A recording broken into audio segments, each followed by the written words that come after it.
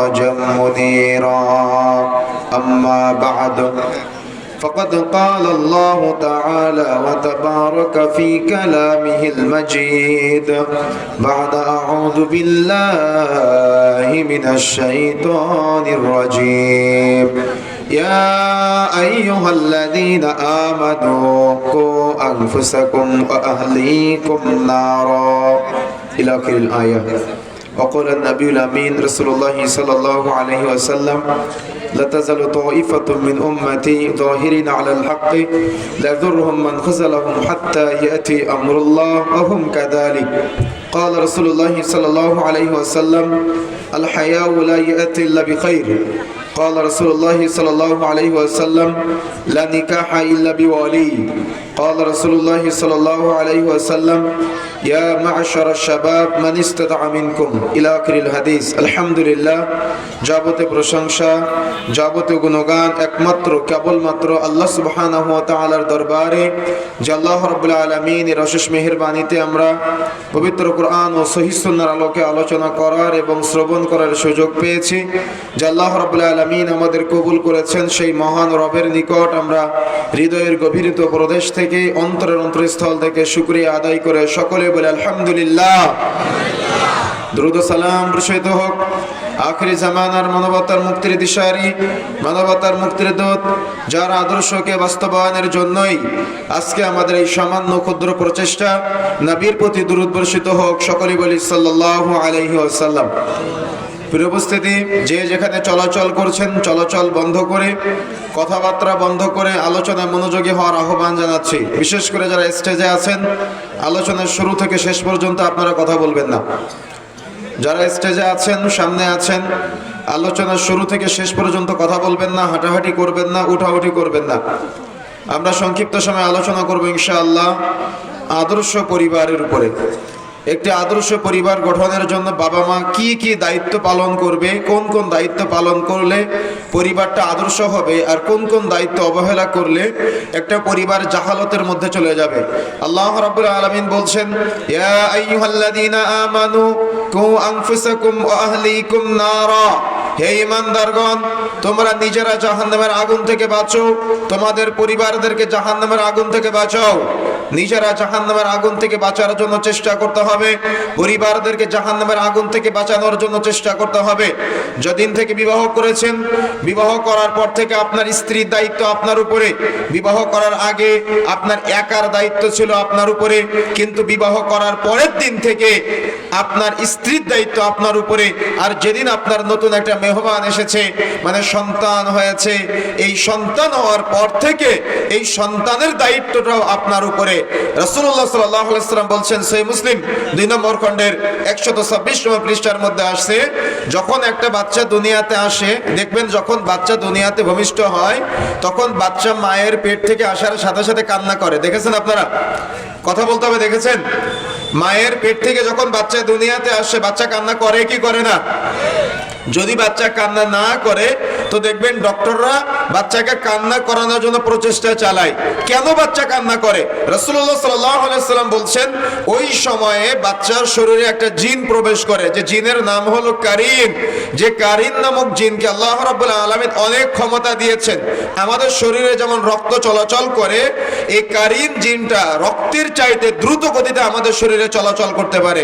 ওই বাচ্চা যখন কান্নাকাটি করে, কান্নাকাটি করার কারণ হলো ওই কারিন জিনটা বাচ্চার শরীরে প্রবেশ করে। যেহেতু বাচ্চার শরীরে প্রবেশ করে, ওই দিন থেকে বাবা মার দায়িত্ব হলো ওই শয়তান থেকে সন্তানকে মুক্ত করা। কথা বুঝেন না মনে হয়? কথা বুঝতে পেরেছেন? ওই দিন থেকে শয়তান দায়িত্ব নেয় সন্তানকে পথভ্রষ্ট করার জন্য, আর ওই দিন থেকে বাবা মার দায়িত্ব হয়ে যায় শয়তান থেকে সন্তানকে মুক্ত করা। যে বাবা মা দায়িত্ব পালন করেছে তারা সফলতা অর্জন করেছে, আর যে বাবা মা দায়িত্ব পালন করে নাই তাদের ছেলেরা রাস্তায় প্রকাশ্যে সিগারেট খায় আর জারতার দিকে ধোঁয়া ছেড়ে দেয়। তাদের ছেলে মেয়েরাই রাস্তাঘাটে মেয়েরা বেপরদায় চলাচল করে, তাদের ছেলেরাই রাস্তায় দাঁড়িয়ে দাড়ি চেঁচে মহিলাদের মতো চলাচল করে, তাদের ছেলেরাই রাস্তায় জামার মধ্যে এমন একটা কালার দেয় বা এমন একটা কাটিং দেয় যে জামাটার মধ্যে 4-5 জায়গায় ছেঁড়া ফাটা। তাদের ছেলেরাই তারা প্যান্ট পরে, প্যান্টটার মধ্যে 4-5 জায়গায় ছেঁড়া ফাটা। তাদের ছেলেরাই তারা চুলের স্টাইল এমন ভাবে করে, সামনে এক কালার, পিছনে এক কালার, ডানে এক কালার, বামে এক কালার। তাদের চুলের স্টাইল দেখলে তাকে মুসলমানের ছেলে মনে হয় না। এই যে বাস্তব চিত্রগুলা, সমাজ কোন দিকে যাচ্ছে? যুব সমাজ ধ্বংসের অতল গহ্বরে নিমজ্জিত হচ্ছে, পরিবারগুলা বরবাদ হয়ে যাচ্ছে। এর অন্যতম একটা কারণ হলো বাবা মা সন্তান সম্পর্কে অজ্ঞ বা সন্তানকে মানুষ করা থেকে গাফেল। এজন্য বাবা মাকে সর্ব অবস্থায় আদর্শ সন্তান গঠনের জন্য প্রচেষ্টা চালাতে হবে। যদি কোনো বাবা মা দায়িত্ব অবহেলা করে, তাহলে কিয়ামতের মাঠে দুনিয়াতে তো সন্তান বাবা মাকে জাহান্নামে, তার মানে পথভ্রষ্ট করবে, বা দুনিয়াতে তো সন্তান বাবা মাকে আদর্শ বাবা মা হিসেবে মানবে না, আর আখিরাতে ওই সন্তান বাবা মাকে না নিয়ে জাহান্নামে যাবে না। আর দুনিয়াতে ওই সন্তান বাবা মাকে বৃদ্ধাশ্রমে রেখে আসবে। বাবা মা ডানে যেতে বললে বামে যাবে, বামে যেতে বললে ডানে চলে যাবে। এই জন্য যদি দুনিয়াতে উপকৃত হতে চান, যদি আখিরাতে উপকৃত হতে চান, তাহলে সন্তানকে মানুষের মতো মানুষ করতে হবে। কথা বুঝেন নাই? কথা বুঝতে পেরেছেন? এই জন্য যারা বিবাহ করেছেন, যারা বিবাহ করেন নাই, আগামীতে সন্তান আসবে বা যাদের সন্তান এসেছে, আপনার সন্তান গোল্ডেন প্লাস না পেলে আপনার লজ্জা লাগে, মুখ দেখাতে পারেন না, শরম লাগে, হায়া লাগে। কিন্তু আপনার সন্তান ফজরের সালাত আদায় করে না, আপনার লজ্জা লাগে না। আপনার ছেলেটা রাস্তায় সিগারেট খেয়ে ঘুরে বেড়ায়, আপনার শরম লাগে না, লজ্জা লাগে না। আপনার ছেলেটা রাসূলের সুন্নাত দাড়ি কাটে, আপনার লজ্জা লাগে না, শরম লাগে না। আপনার ছেলেটা প্রকাশ্য মদ্যপান করে, আপনার লজ্জা লাগে না, শরম লাগে না। আপনার ছেলেটা জুমার দিন সবার শেষে মসজিদে যায়, আপনার লজ্জা লাগে না, শরম লাগে না। আপনার কি আসলে লজ্জা আছে? আমার কথা বুঝতে পেরেছেন? তাহলে এখানে মনে রাখার চেষ্টা করতে হবে, বাবা মা হিসেবে একটা গায়রত, বাবা মা হিসেবে একটা ব্যক্তিত্ব অর্জন করতে হবে। এই যদি আপনি আদর্শ পরিবার গঠন করতে চান, তো আদর্শ পরিবার গঠনের প্রথম স্টেপ হলো আদর্শ বিবাহ করা। আর আদর্শ বিবাহের ব্যাপারে রাসূলুল্লাহ সাল্লাল্লাহু আলাইহি ওয়াসাল্লাম বলছেন, ইয়া মা'শারাশ শাবাব মান ইসতাতা'a মিনকুম, হে যুবক সম্প্রদায়, যাদের বিবাহ করার ক্ষমতা আছে তোমরা বিবাহ করো। বিবাহ করার ক্ষমতা হলো স্ত্রী পরিচালনা করার ক্ষমতা, বিবাহ করার ক্ষমতা হলো শারীরিক ক্ষমতা, বিবাহ করার ক্ষমতা হলো আর্থিক ক্ষমতা।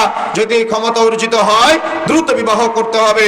এজন্য বাবা মা যারা আছেন সন্তানের, আপনাদেরকে বলে যেতে চাই, সন্তানের উপযুক্ত বয়স হওয়ার সাথে সাথে সন্তানকে বিবাহ দিয়ে হালাল করে দেন। অনেক বাবা মা আজকে বলে যে আমার ছেলেটাকে যে বিবাহ দিব, বিবাহের পরে আমার ছেলে খাওয়াবে কি? বলে কিনা? কথা বলতে হবে, বলে কিনা? আচ্ছা, আপনার সন্তানের রিজিকের দায়িত্ব কি আল্লাহ আপনার উপরে দিয়েছে? আপনার মেয়ের রিজিকের দায়িত্ব আল্লাহ আপনার উপরে দিয়েছে। তাহলে রিজিকের দায়িত্ব কার হাতে? কথা বলতে হবে, কার হাতে? তো আল্লাহর হাতে প্রাপ্ত রিজিকের দায়িত্বটা আপনি কেন নিজের উপরে নিলেন? আচ্ছা, আপনার সন্তানের রিজিকের চিন্তা করা বড় বিষয়, না আপনার সন্তানের চরিত্র গঠন করা বড় বিষয়? কোনটা? চরিত্র না রিজিক? চরিত্র গঠন করা বড় বিষয়, আর রিজিক তো আল্লাহর পক্ষ থেকে আসবে।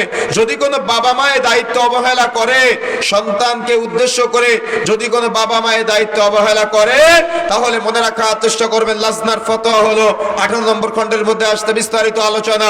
যদি কোনো বাবা মা সন্তানের উপযুক্ত বয়স হওয়ার পরে বিবাহ না দেয়, তাহলে ওই সন্তান বিবাহ বহির্ভূত যত গোপন পাপ করবে, প্রত্যেক পাপের একটা করে ভাগ বাবা মার আমল নামায় লিপিবদ্ধ হবে। এই জন্য সন্তানকে উপযুক্ত বয়সে বিবাহ দিয়ে সন্তানকে হালাল করে দেওয়ার চেষ্টা করবেন। বিবাহে ডিলে করবেন না, বিবাহ দেরিতে দিবেন না। যদি আপনি বিবাহ দেরিতে দেন, তো সমাজে জেনা ব্যভিচার ছড়াবে, সমাজে প্রেম প্রীতি ভালোবাসার নামে নোংরামি ছড়াবে। এই জন্য সন্তানকে দ্রুত বিবাহ দিয়ে তাকে হালাল করে দেওয়ার চেষ্টা করা, এটা হলো ইমানদার বাবা, ইমানদার মায়ের অন্যতম একটা বৈশিষ্ট্য। আদর্শ পরিবার গঠনের প্রথম স্টেপ হলো উত্তম জায়গায় সন্তানকে বিবাহ দেওয়ার মাধ্যমে একটা সুন্দর পরিবেশ তৈরি করে দেওয়া। যখন নতুন বিবাহ করবেন, বিবাহ করার পর থেকে আল্লাহর কাছে দোয়া করবেন, রব্বি হাবলি মিনাস সালিহিন, আল্লাহ তুমি আমাকে একটা নেককার পরহেজগার সুসন্তান দান করো। কিন্তু দুঃখজনক হলো সত্য যে অধিকাংশ বাবা মার এই দোয়া মুখস্থ নাই। তারা তো দিন রাত সিনেমা দেখে, দিন রাত নাটক দেখে, দিন রাত সিরিয়াল দেখে। অমুক নায়িকার মতো সন্তান চাই, অমুক নায়কের মতো তারা সন্তান চাই, অমুক গায়কের মতো তারা সন্তান চাই, অমুক গায়িকার মতো তারা সন্তান চাই। অমুক খেলোয়াড়ের মতো তারা সন্তান চায়, কিন্তু রাসূলের ভাষায় সন্তান চাইতে হবে দিনদার, পরহেজগার, তাকওয়াশীল সন্তান চাইতে হবে। আপনি সুন্দর সন্তান চান, আমি আপনাকে নিষেধ করি না, তবে আপনাকে আগে চাইতে হবে দিনদার। বিশেষ করে মা বোনেরা যারা আছেন, ভালো করে মনে রাখবেন, একজন স্বামী তার সন্তানকে মানুষ যতটুকু করবে তার চাইতে মায়ের দায়িত্ব অনেক বেশি। কেন? একজন পুরুষ মানুষ সবসময় বাড়ির বাহিরে থাকে উপার্জন করার জন্য, আর মা বাড়িতে থাকে, মায়ের সামনে সন্তান সবসময় বেশি থাকে। এজন্য মায়ের দায়িত্ব অনেক বেশি সন্তান মানুষ করার ক্ষেত্রে। এজন্য একজন মা, আপনাকে বলে যাচ্ছি, মনে রাখার চেষ্টা করতে হবে, বাবা মা দুজনে আল্লাহর কাছে বিবাহের পর থেকে চাইবেন, রব্বি হাবলি মিনাস সালিহিন, আল্লাহ তুমি আমাকে একজন নেককার, পরহেজগার, সুসন্তান দান করো। অর্থাৎ আল্লাহর কাছে নেককার সন্তান চাইতে হবে, আল্লাহর কাছে পরহেজগার সন্তান চাইতে হবে, আল্লাহর কাছে তাকওয়াশীল সন্তান চাইতে হবে, যে সন্তান আপনার দুনিয়াতে উপকার করবে, যে সন্তান আপনাকে আখিরাতে উপকার করবে। এজন্য আল্লাহর কাছে চাইবেন নেককার সন্তান, আল্লাহর কাছে চাইবেন পরহেজগার সন্তান। আপনি সুন্দর সন্তান চান, আমি নিষেধ করি না, তবে আগে চাইতে হবে নেককার, আগে চাইতে হবে পরহেজগার, আগে চাইতে হবে তাকওয়াশীল। তা না হলে আপনার সন্তানের দ্বারা আপনি দুনিয়াতে ইজ্জত পাবেন না, আখিরাতেও মর্যাদা পাবেন না। এই জন্য দুনিয়াতে বিবাহের পরে আল্লাহর কাছে একজন নেককার সন্তান চাইবেন। আজকে দোয়াটা মুখস্থ করে ফেলবেন, রব্বি হাবলি মিনাস সালিহিন, আল্লাহ তুমি আমাকে একটা নেককার, পরহেজগার, সুসন্তান দান করো। এই দোয়াটা সাজদায়ও পড়তে পারেন, সালাম ফেরানোর আগেও পড়তে পারেন। একাকি দুই হাত তুলে রাতের শেষ তৃতীয়াংশে আল্লাহর কাছে চাইবেন, আল্লাহ এই হাত খালি হাতে ফেরত দিবে না। কিন্তু দুঃখজনক হলো সত্য যে আপনি তো চানই না, আপনি তো আল্লাহর কাছে চান নাই। এই জন্য আল্লাহর কাছে চাওয়া শিখতে হবে নেককার সন্তান, আল্লাহর কাছে চাওয়া শিখতে হবে পরহেজগার সন্তান, আল্লাহর কাছে চাওয়া শিখতে হবে তাকওয়াশীল সন্তান। যদি আপনি চাইতে গাফলতি করেন তাহলে আপনার দুনিয়াও শেষ, আপনার আখিরাতও শেষ। এই জন্য চাইতে হবে। আল্লাহ রাব্বুল আলামিনের কাছে চাওয়ার পরে যখন আল্লাহ সুবহানাহু ওয়া তাআলা মায়ের পেটে সন্তান দিবে, তখন মনে রাখার চেষ্টা করতে হবে। এখানে একটা কথা বলে যায়, বর্তমান ইউরোপ আমেরিকার গবেষণা অনুযায়ী পৃথিবীতে, বিশেষ করে ইউরোপে বাচ্চা জন্মগ্রহণ করে তার প্রায় 55% বাচ্চা যাদের বাবার পরিচয় পাওয়া যায় না, তার মানে বাবার পরিচয়হীন সন্তান জন্মগ্রহণ করে। এবং বাংলাদেশের মাটিতেও বাবার পরিচয়হীন, অর্থাৎ বাবার পরিচয় নাই, এমন সন্তান প্রায় 15 থেকে 18% প্রত্যেক বছরে বাচ্চা জন্মগ্রহণ করে। আপনারা শুনলে আশ্চর্য হবেন, আমাদের বাংলাদেশের মাটিতে, বাংলাদেশের মতো ছোট্ট একটা দেশে প্রতি বছরে প্রায় 5.5 লক্ষ মহিলা, মা এবং বোনেরা, তারা হসপিটালে গিয়ে বাচ্চা নষ্ট করে। এছাড়া ওষুধ প্রয়োগের মাধ্যমে বাচ্চা নষ্ট করার ইতিহাস তো আরো আছে। 5.5 লক্ষ তারা গণনা অনুযায়ী পাওয়া যায় যে হসপিটালগুলোতে তারা বাচ্চা নষ্ট করে। আর হসপিটালের বাইরে এমনিতেই তো ওষুধ প্রয়োগের মাধ্যমে বাচ্চা নষ্ট করে এবং অহরহ আছে। এটা বাংলাদেশের গবেষণা। পার্শ্ববর্তী দেশ ভারতে গত বছর অর্থাৎ 2023 সালে প্রায় 12.5 লক্ষ তারা এক বছরে হসপিটালে বাচ্চা নষ্ট করেছে ওষুধ প্রয়োগের মাধ্যমে, বাদই দিলাম। এবং ইউরোপের মাটিতে এক বছরে 1 লক্ষ অর্থাৎ 1,15,00,000 মহিলা, মা বোন, তারা হসপিটালের মাধ্যমে বাচ্চা নষ্ট করেছে। এই যে বাচ্চা নষ্ট করার একটা প্রবণতা, এই যে আপনার মধ্যে বাচ্চা নষ্ট করার একটা চিন্তা আজকে দেখা যাচ্ছে, অর্থাৎ একটু কিছু হলেই বাচ্চাকে নষ্ট করে ফেলতে হবে, মা একটু অসুস্থ বাচ্চা নষ্ট করে ফেলতে হবে, রিজিকের চিন্তা বাচ্চা নষ্ট করে ফেলতে হবে। এই যে চিন্তা আপনি করছেন, আরে জাহিলিয়াতের যুগের কয়টা বর্ণনা পাওয়া যায়, জাহিলিয়াতের যুগের কয়টা ঘটনা শোনা যায়, ওই জাহিলিয়াতের যুগের পুরো ঘটনার চাইতে আপনার এলাকায় বেশি বাচ্চা নষ্ট করে আজকে। আপনি কিভাবে মুক্তি পাবেন? আজকে হসপিটালগুলোতে যান, ফার্মেসিগুলোতে যান, বাচ্চা নষ্ট করার ওষুধ এবং বাচ্চা নষ্ট করার জন্য মানুষ সিরিয়াল দিয়ে চলে যায়। আজকে জেনা বিচারের নামে এই যে স্বামী স্ত্রী তার মানে বাদ দিয়ে, এমনিতেই স্বামী স্ত্রী বাদ দিয়ে আজকে যত পতিতালয় বাংলাদেশে হোটেলগুলোর মাধ্যমে এবং বিভিন্ন মার্কেটগুলোর মাধ্যমে এবং গ্রাম্য ভিত্তিতে আমাদের সমাজে চলছে, এই সবগুলা থেকে যদি আপনি বের হয়ে আসতে চান তাহলে উপযুক্ত সময়ে সন্তানকে বিবাহ দিয়ে তাকে হালাল করে দিতে হবে। তা না হলে আগামীর প্রজন্ম যারা আসবে তারা একেবারে জাহালতের অতল গহ্বরে নিমজ্জিত হবে। জাহেলিয়াতের যুগের বর্ণনা যদি আল্লাহ রাসূল এত কঠিন ভাবে দেয়, তাহলে আমাদের হিসাবটা কি হবে?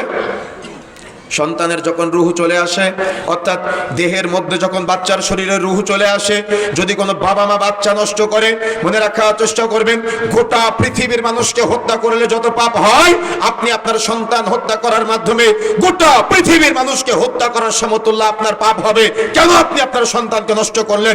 কেন আপনি আপনার বাচ্চাকে নষ্ট করলেন? কিয়ামতের মাঠে আপনার বাচ্চা আপনার কাছে জিজ্ঞাসা করবে, যে বাবা মা সন্তান নষ্ট করেছেন, যে বাবা মা সন্তান নষ্ট করার জন্য প্রস্তুতি গ্রহণ করেছেন, বিচারের দিন আপনারা যখন দাঁড়াবেন, তখন আপনার সন্তান বলবে, সেদিন আপনি আপনার সন্তানকে দেখবেন, তখন আপনার সন্তান বলবে, আব্বু তুমি আমার কোন অপরাধে আমাকে দুনিয়াতে আসতে দাও নাই? তুমি আমার কোন অপরাধে আমাকে হত্যা করেছিলে? আম্মু তুমি আমার কোন অপরাধে আমাকে হত্যা করেছিলে? বলেন তো আপনি আপনার সন্তানের সামনে কি জবাব দিবেন? যে আমি রিজিকের সন্তান টেনশনে তোমাকে নষ্ট করেছিলাম, বা আমি শারীরিক ফিটনেসের জন্য তোমাকে নষ্ট করেছিলাম, বা আমি জেনা করে ফেলেছিলাম তাই তোমাকে নষ্ট করেছিলাম? আপনি কি জবাব দিবেন আপনার সন্তানের কাছে? কিয়ামতের মাঠে অবশ্যই অবশ্যই আপনার ছেলে আপনাকে জিজ্ঞাসা করবে, আব্বু তুমি আমার কোন অপরাধে আমাকে হত্যা করেছিলে? আম্মু তুমি আমার কোন অপরাধে আমাকে হত্যা করেছিলে? আমার কি অপরাধ ছিল যে অপরাধের কারণে তুমি আমার হত্যা করেছিলে? জবাব দিতে পারবেন? জবাব দিতে পারবেন? এই হত্যাকাণ্ডের সাথে যত ডক্টর জড়িত প্রত্যেকে সমান অপরাধী। তার মানে প্রত্যেক পাপের ক্ষেত্রে ওই পাপের যত সহযোগী আছে তারা সবাই সমান অপরাধী। এই জন্য সতর্ক হতে হবে, সাবধান হতে হবে। বাচ্চার শরীরে যদি রুহ চলে আসে, কোনো এক্সকিউজ নেই, কোনো প্রকার অজুহাত চলবে না। বাচ্চার শরীরে রুহ চলে আসলে আপনি বাচ্চা নষ্ট করতেই পারবেন না। যারা নষ্ট করেছেন আল্লাহর কাছে ক্ষমা চাওয়ার চেষ্টা করবেন, আর কিয়ামতের মাঠে প্রস্তুতি গ্রহণ করেন। আপনার সন্তান আপনাকে জিজ্ঞাসা করবে কোন অপরাধে আপনি আপনার সন্তানকে হত্যা করেছেন। এই জন্য সন্তান হত্যা করার যে প্রক্রিয়া আমাদের সমাজে চলছে, সন্তান নষ্ট করার যে প্রক্রিয়া আমাদের মাঝে চলছে, এগুলা থেকে নারী পুরুষ উভয়কে বের হয়ে আসতে হবে। তা না হলে কিয়ামতের মাঠে কঠিন ভাবে জবাব দেওয়া লাগবে। জবাব দেওয়ার জন্য আপনারা প্রস্তুতি গ্রহণ করবেন। সুন্দর নাম আপনার আব্দুল্লাহ, সুন্দর নাম আপনার আব্দুর রহমান, সুন্দর নাম আপনার আব্দুল কুদ্দুস, সুন্দর আপনার মুখে দাড়ি, সুন্দর টুপি পরে আমার সামনে বসে আছেন। পৃথিবীর কেউ জানে না আপনি সন্তান নষ্ট করেছেন। আপনার স্ত্রীকে চাপ প্রয়োগ করেছেন সন্তান নষ্ট করার জন্য। আপনি শাশুড়ি, আপনি আপনার মেয়েকে সন্তান নষ্ট করার জন্য চাপ প্রয়োগ করেছেন। আপনি দেখা যাচ্ছে মেয়ের মা সন্তান নষ্ট করার জন্য আপনার মেয়েকে চাপ প্রয়োগ করেছেন। কিয়ামতের মাঠে জবাব দেওয়া লাগবে। অর্থাৎ মেয়ের পরিবারে নাক গলিয়ে সন্তান নষ্ট করার জন্য চাপ প্রয়োগ করেছেন। কিয়ামতের মাঠে আপনাকে জবাব দেওয়া লাগবে। জবাব না দিয়ে কিয়ামতের মাঠে আপনি পার পাবেন না। পাই টু পাই হিসাব হবে কিয়ামতের মাঠে। এই জন্য বিবাহের পরে সন্তান নষ্ট করার কোনো চিন্তা যেন কারোর ব্রেনের মধ্যে কখনো নষ্ট না আসে। কেন? মুহাম্মদ সাল্লাল্লাহু আলাইহি ওয়াসাল্লামের উম্মত যত বাড়বে, আপনি মুহাম্মদ সাল্লাল্লাহু আলাইহি ওয়াসাল্লামের উম্মত হিসেবে তত গর্বিত হবেন। আর যত সন্তান নষ্ট করবেন, কিয়ামতের মাঠে জবাব দেওয়ার জন্য প্রস্তুতি গ্রহণ করবেন। এখন আসুন, মায়ের পেটে সন্তান এসেছে, মায়ের কোনো কাজ নাই, ও সারাদিন বসে থাকে আর কি করে? দিন রাত সিরিয়াল দেখে, দিন রাত ইন্ডিয়ান নাটক দেখে, দিন রাত সিনেমা দেখে।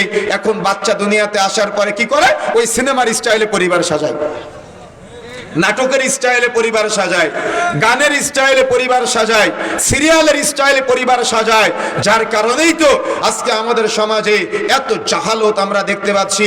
এই জন্য প্রবন্ধরা আমার, এই মহামারী থেকে পরিত্রাণের জন্য, এই মহামারী থেকে ফিরে আসার জন্য, একটা উত্তম পরিবার গঠনের জন্য আমাকে আপনাকে এখন থেকে প্রস্তুতি গ্রহণ করতে হবে। আর প্রস্তুতি হতে হবে এমনটা যে মায়ের পেটে যখন সন্তান আসবে তখন মা কুরআনের ইলম অর্জন করবে, তখন মা সুন্নাতের জ্ঞান অর্জন করবে, তখন মা সিরাতের জ্ঞান অর্থাৎ নবী রাসূলদের জীবনী জানবে, এবং সন্তান দুনিয়াতে আসার পরে সেই শিক্ষাটা মা সন্তানকে দিবে।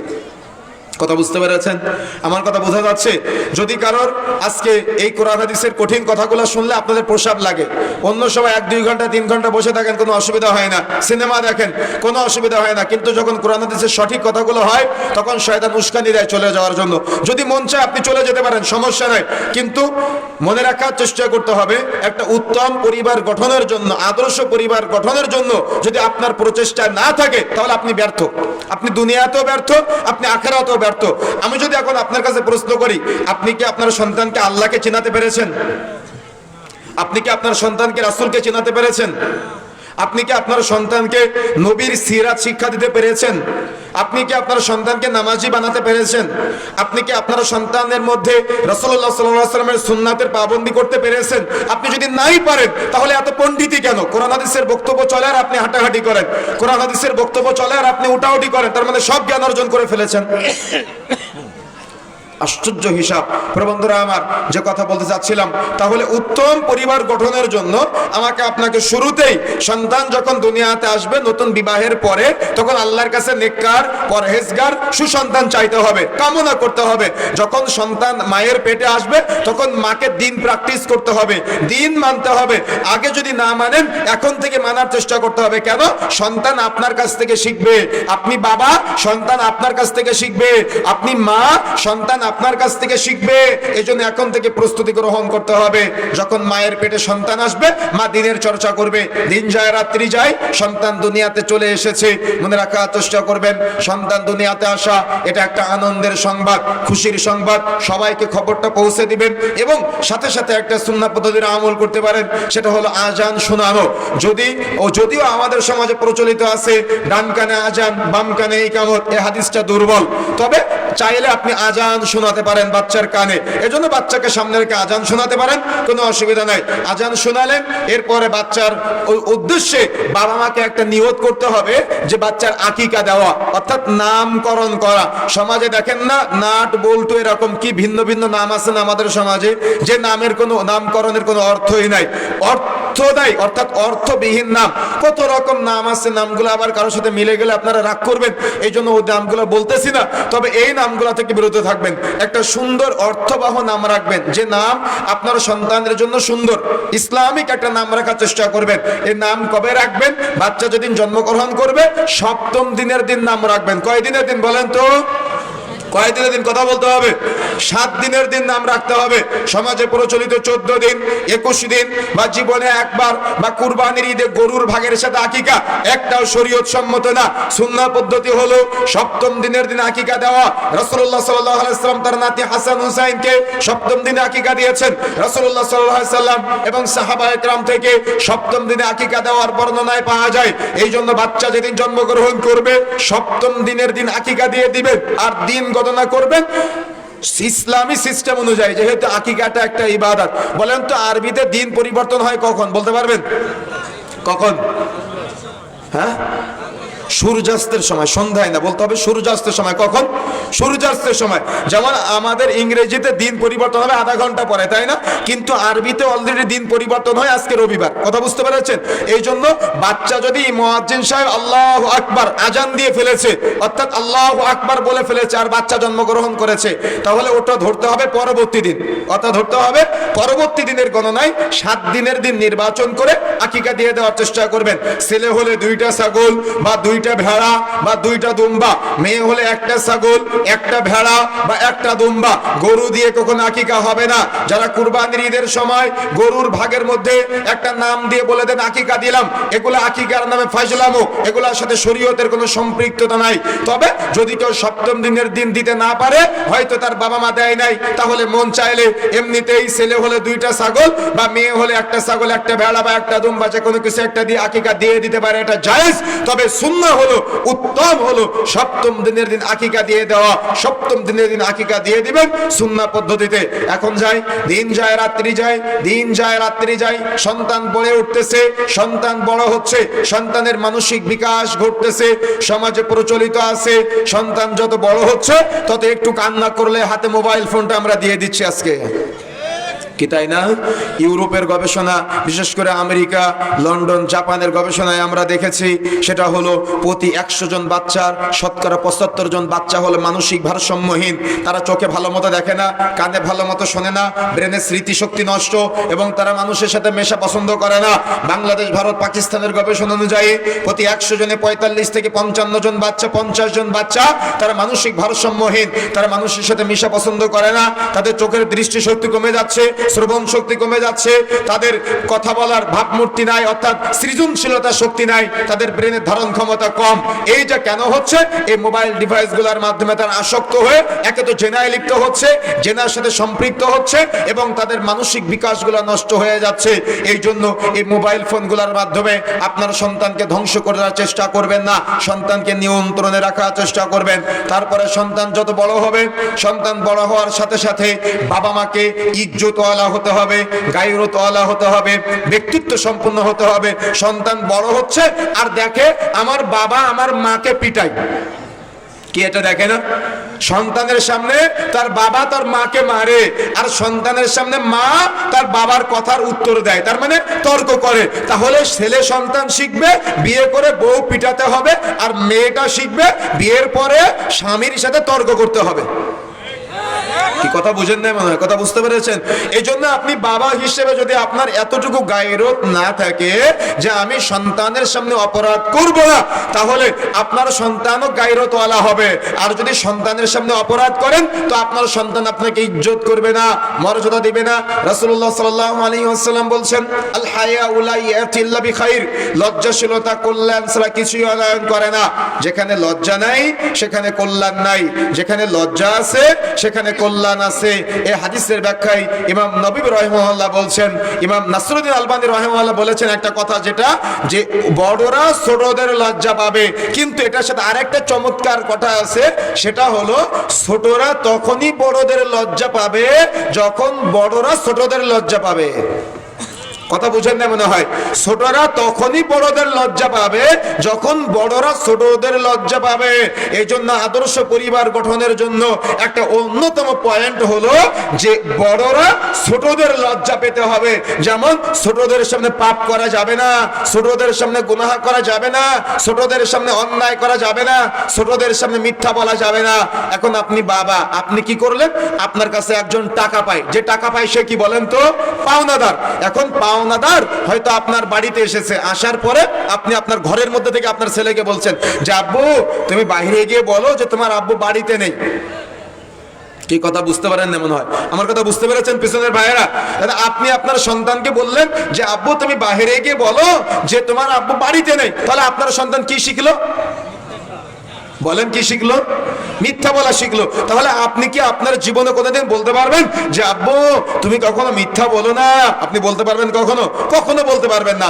এই জন্য মনে রাখা চেষ্টা করতে হবে, সন্তানের সামনে কখনো মিথ্যা বলবেন না। আপনি বাবা, আপনি দাঁড়িয়ে আছেন, আপনি আপনার স্ত্রীকে সন্তানের সামনে বেধড়ক পিটাচ্ছেন কোনো একটা অপরাধের কারণে। আজকে বলে যায়, মনে রাখার চেষ্টা করবেন আপনার স্ত্রীর একটা ইজ্জত আছে, একটা মর্যাদা আছে, একটা সম্মান আছে। বিবাহ করার পরে তাকে সে সম্মান দেওয়ার চেষ্টা করবেন, তাকে সেই মর্যাদা ইজ্জত দেওয়ার চেষ্টা করবেন। আল্লাহ রাসূল বলেছে, আর দুনিয়া কুল্লুহা মাতা, গোটা পৃথিবীটা হলো সম্পদ। অখাইরু মাতাঈদ দুনিয়া, তার মধ্যে শ্রেষ্ঠ সম্পদ হলো আল মারআতু আস-সালিহা, সতী এবং সাধবী স্ত্রী। তার মানে গোটা পৃথিবীটা হলো সম্পদ, কিন্তু তার মধ্যে একটা শ্রেষ্ঠ সম্পদ আছে, সেটা হলো আপনার সতী এবং সাধবী স্ত্রী। আর সেই স্ত্রীকে আপনাকে সে মূল্যায়ন করতে হবে। কখনো প্রকাশ্যে আপনার স্ত্রীর গায়ে হাত দিবেন না, কখনো প্রকাশ্যে আপনার স্ত্রীকে অপমান করবেন না, প্রকাশ্যে আপনার স্ত্রীকে অবমূল্যায়ন করবেন না, তাকে ইজ্জত করতে শিখবেন। যদি আপনার সন্তান দেখে যে আমার বাবা আমার মাকে মূল্যায়ন করে না, আর আমার মা আমার বাবাকে মূল্যায়ন করে না, তাহলে কখনো আপনার সন্তান আপনাকে মূল্যায়ন করবে না। কথা ক্লিয়ার? কথা বুঝতে পেরেছেন? এই জন্য যদি সন্তানের কাছে ইজ্জত পেতে চান তাহলে স্বামী স্ত্রী গায়রত ওয়ালা হওয়া শিখবেন। গায়রত একটা অন্যরকম ইবাদত, গায়রত একটা অন্যরকম ব্যক্তিত্ব। যার মধ্যে গায়রত আছে সে পরিবার সংশোধন করতে পারবে, আর যার মধ্যে গায়রত নাই সে পরিবার সংশোধন করতে পারবে না। যার মধ্যে গায়রত নাই সে কেমন জানেন? সে সন্তানের হাতে 5 টাকা দিয়ে বলে আব্বু যাও সিগারেট কিনে নিয়ে আসো। ও একদিন যায়, 2 দিন যায়, 3 দিন যায়, 4 দিনের দিন বলে আমার আব্বু কি খাই, আমিও একটু খাই। কি বিষয়টা এমনটা না? ছেলেটা ভাবে যে আমার আব্বু কি খায়, আমিও একটু খেয়ে দেখি। এজন্য তো সন্তানের আজকে সিগারেট করা হচ্ছে। আর এই সিগারেট খাওয়া শিখায় কে? তার বাবা তাকে সিগারেট খাওয়া শিখায়। এই জন্য মনে রাখার চেষ্টা করতে হবে, আজকে বাবা মার মধ্যে গায়রত না থাকার কারণে, বাবা মার মধ্যে ব্যক্তিত্ব না থাকার কারণে একটা মেয়ে রাস্তার মানুষের সামনে বেপরদায় চলার সাহস কিভাবে পায়? পায় তার বাবার কাছ থেকে। কেন? একটা মেয়ে যখন তার বাবার সামনে গেঞ্জি গায়ে দিতে লজ্জা পায় না, তখন সে রাস্তার মানুষের সামনে গেঞ্জি গায়ে দিতে লজ্জা পায় না। এজন্য আজকে বাবা মাকে গায়রতওয়ালা হতে হবে, বাবা মাকে ব্যক্তিত্ব সম্পন্ন হতে হবে। সন্তানের সাথে পাপ করা যাবে না। আপনার ছেলেটা দেখে যে তার বাবা দাড়ি কাটে, তো আপনার ছেলে কি করবে? ও দেখে ওর বাবা দাড়ি কাটে, তাহলে ছেলে কি করবে? ছেলেও দাড়ি কাটবে। দেখে বাবা সুদখোর, ছেলেও সুদখোর। দেখে বাবা ঘুষখোর, বাবাও ঘুষখোর। দেখে বাবা জেনা করে, অর্থাৎ সিনেমা দেখে, সন্তানও সিনেমা দেখে। তাহলে পরিবেশ পরিবর্তন করবেন কিভাবে? দেখে তার মা বেপরদায় রাস্তাঘাটে চলে, মেয়েও বেপরদায় চলে। এই জন্য প্রিয় বন্ধুরা আমার, এই পুরা সিস্টেম পরিবর্তনের জন্য একটা আদর্শ পরিবার মুভমেন্ট বা একটা আদর্শ পরিবারের সিস্টেম গঠন করা, এটা একটা উত্তম বাবা মার নৈতিক দায়িত্ব। যদি কোনো বাবা মা এই দায়িত্ব অবহেলা করে তো কিয়ামতের মাঠে জবাব দেওয়া লাগবে। কিয়ামতের মাঠে একটা সন্তানকে যখন ঝুলিয়ে ঝুলিয়ে জাহান্নামে নেওয়া হবে, তখন সন্তান বলবে, আল্লাহ আমার কিছু অভিযোগ আছে, আমার কিছু কথা আছে। প্রত্যেকে নিজের সন্তানের সাথে মিলানোর চেষ্টা করবেন, চোখটা বন্ধ করে ভাববেন যে আপনার সন্তানকে নিয়ে মিলাবেন। প্রত্যেক বাবা মাকে কেন্দ্র করে সন্তান কিয়ামতের মাঠে বলবে, আল্লাহ আমার কিছু অভিযোগ আছে। তখন আল্লাহ রাব্বুল আলামিন ফেরেশতাদের তার হাতের বাঁধন খুলে দিতে বলবে। তখন ওই ব্যক্তি হাতে উঁচু করে বলবে, আল্লাহ আমার বাবার সামনে ফজরের সময় ঘুমিয়েছিলাম, আমার বাবা আমাকে মসজিদে নিয়ে যায়নি, আজকে তো আমি আমার বাবাকে না নিয়ে একা একা জাহান্নামে যাব না। আল্লাহ আমি আমার মায়ের সামনে মেয়ে হয়ে গেঞ্জি গায়ে ঘুরতাম, বাবার সামনে মেয়ে হয়ে গেঞ্জি গায়ে ঘুরতাম, বুকি পিঠে ওড়না দেয়নি, পর্দা করিনি, আমার বাবা মামাকে কিছুই বলে নাই, আজকে তো আমি আমার বাবা মাকে না নিয়ে একা একা জাহান্নামে যাব না। আল্লাহ আমি আমার বাবা মার সামনে সিগারেট খেতাম, আমার বাবা মামাকে কিছু বলে নাই, আরে আমার বাবাই তো আমাকে সিগারেট খাওয়া শিখিয়েছে, আজকে তো আমি আমার বাবাকে না নিয়ে একা একা জাহান্নামে যাব না। আল্লাহ জুমার দিন সবার শেষে মসজিদে যেতাম, আমার বাবা মামাকে কিছুই বলে নাই, আজকে তো আমি আমার বাবা মাকে না নিয়ে একা একা জাহান্নামে যাব না। আল্লাহ আমি 5 তলা বিল্ডিং চাই নাই, শত শত বিঘা জমি চাই নাই, আমার বাবা সুদের টাকা এগুলো আমার জন্য রেখে গিয়েছে, আমি জানতাম না এগুলো সুদের। অপরাধ করেছে আমার বাবা, আমি অপরাধ করি নাই, অপরাধ করেছে আমার বাবা, তার বোনের জমি ফাঁকি দিয়েছে, আমি ফাঁকি দেই নাই, আজকে তো আমি আমার এই জাহান্নামে যেতে চাই না আমার বাবাকে না নিয়ে। অর্থাৎ অপরাধ করতে শিখিয়েছে বাবা, অপরাধ করতে শিখিয়েছে মা, আজকে আমি তাদেরকে না নিয়ে একা একা জাহান্নামে যাব না। কিয়ামতের মাঠে আপনার সন্তান এভাবে অভিযোগ করবে। এখন আপনি ভাবেন তো যে আপনি অভিযুক্ত হবেন কিনা, আপনি একটু চিন্তা করেন তো আপনি আপনার সন্তানকে পথ দেখাতে পেরেছেন কিনা। বুখারী মুসলিম মিশকাতে 90 নম্বর হাদিস, কুল্লু মাউলুদিন ইউলাদু আলাল ফিতরাত, প্রত্যেক আদম সন্তান ফিতরাতের জন্মগ্রহণ করে, অতঃপর তার মাতা পিতা তাকে ইহুদি নাসরা বানায়, তার মাতা পিতা তাকে অগ্নি পূজক বানায়। তার মানে একজন পিতা মাতা চাইলে সন্তানকে জান্নাতের পথ দেখাতে পারে, একজন পিতা মাতা চাইলে সন্তানকে জাহান্নামের পথ দেখাতে পারে। আপনি বাবা মা হিসেবে সন্তানকে জান্নাতের পথ দেখালেন নাকি আপনি জাহান্নামের পথ দেখালেন? আমি প্রশ্ন রেখে গেলাম আপনার কাছে। আপনি মা, আপনি আপনার ছেলেকে বলছেন তুমি দাড়ি রাখলে তোমার চেহারার সৌন্দর্য নষ্ট হয়ে যায়, এজন্য আপনার ছেলেটা সেলুনে গিয়ে দাড়ি কেটে আসতেছে, তো আপনি কি শিখালেন? দাড়ি কাটা শিখালেন, সুন্নাত কাটা শিখালেন আপনার সন্তানকে। তো কিয়ামতের মাঠে আপনার সন্তানকে আপনাকে জান্নাতে নিবে? কথা বুঝেন না মনে হয়, আমার কথা বুঝতে পেরেছেন? কথা একটু কঠিন, দাওয়াত দিয়েন না আমাকে, তবে কথা আপনাকে শুনতে হবে। কথা বুঝতে পেরেছেন? আপনি বাবা কতটা গায়রতহীন, আপনি বাবা কতটা ব্যক্তিত্বহীন, আপনি চাচা কতটা গায়রতহীন, আপনি চাচা কতটা ব্যক্তিত্বহীন। আজকে দেখেন আপনার ব্যক্তিত্ব নাই বিধায় আপনার ছেলেটা রাস্তা থেকে দোকান থেকে একটা সিগারেট কিনে, ও সিগারেট কিনে ও সিগারেট ধরায়, তার পাশে তার বাবা দাঁড়িয়ে আছে, ও তোয়াক্কা করে না, ও ইজ্জত করে না। তার পাশে তার মা দাঁড়িয়ে আছে, ও তোয়াক্কা করে না। তার পাশে আলেম দাঁড়িয়ে আছে, ও তোয়াক্কা করে না, ও ইজ্জত করে না, ও সম্মান করে না। তার পাশে তার এলাকার মুরব্বি দাঁড়িয়ে আছে, ও কাউকে দাম দেয় না, ও সিগারেট খায় আর ও বুক ফুলিয়ে যার তার দিকে ধোঁয়াটা ছেড়ে দেয়। কি ঠিক বলতে লজ্জা লাগতেছে এবার? কি বিষয়টা এমনটা না? ও সিগারেট খায় আর ও যার তার দিকে ধোঁয়াটা ছেড়ে দেয়, তাহলে ও তোয়াক্কাই করে না, ও রাস্তায় প্রকাশ্যে পাপ করে। মনে রাখার চেষ্টা করবেন। আপনারা একটা হাদিস জানেন যে কি, যে আত্মহত্যা করে তার জানাজার নামাজে ইমানদাররা অংশগ্রহণ করবে না, কিন্তু তিরমিজির হাদিস স্পষ্ট সহিহ হাদিস, মনে রাখার চেষ্টা করবেন, যে প্রকাশ্যে মদ্যপান করে তার জানাজার নামাজে ইমানদাররা অংশগ্রহণ করবে না। যে ব্যক্তি সিগারেট খায় সে যদি মারা যায়, যদি নিজেকে ইমানদার দাবি করেন, তার জানাজার সালাতে অংশগ্রহণ করা যাবে না। আমার কথা বুঝেন না মনে হয়? কথা বুঝতে পেরেছেন? কথা বুঝতে গেলে ঘেলু লাগবে, ব্রেন লাগবে। অর্থাৎ আল্লাহ রাসূল বলেছেন যে প্রকাশ্যে মদ্যপান করে সে স্পষ্ট জাহান্নামী। লা ইয়াদখুলুল জান্নাতা মুদমিনুল খামার, যে ব্যক্তি নেশাজাতীয় দ্রব্য সেবন করবে সে জান্নাতে প্রবেশ করবে না। সালাসাতুন কাদ হারামাল্লাহু আলাইহিমুল জান্নাহ, 3 শ্রেণীর ব্যক্তি কখনো জান্নাতে যাবে না। তার মধ্যে 1 নম্বরটা হলো মুদমিনুল খামার, যারা নিয়মিত নেশাজাতীয় দ্রব্য সেবন করে তারা কখনো জান্নাতে যাবে না। অর্থাৎ মদখোর, জুয়াখোর, ফেন্সিডিলখোর, হিরোইন হেরোইনখোর, বিড়িখোর, সিগারেটখোর, গুলখোর, জর্দাখোর, তামাকখোর, এই অপবিত্র বস্তু আপনি যাই খান না কেন আপনার তো হারামে জর্জরিত হয়ে যাবে। যদি কোনো ইমাম সাহেব জর্দা সেবন করে প্রকাশ্যে, তার জানাজার সালাতে কোনো ইমানদার অংশগ্রহণ করতে পারবে না। এটা রাসূলুল্লাহ সাল্লাল্লাহু আলাইহি সাল্লামের অর্ডার। সুতরাং এটাকে মাকরুহ বলে মাসালা শিথিল করার চেষ্টা করবেন না। মাকরুহ মানে হলো অপছন্দনীয়।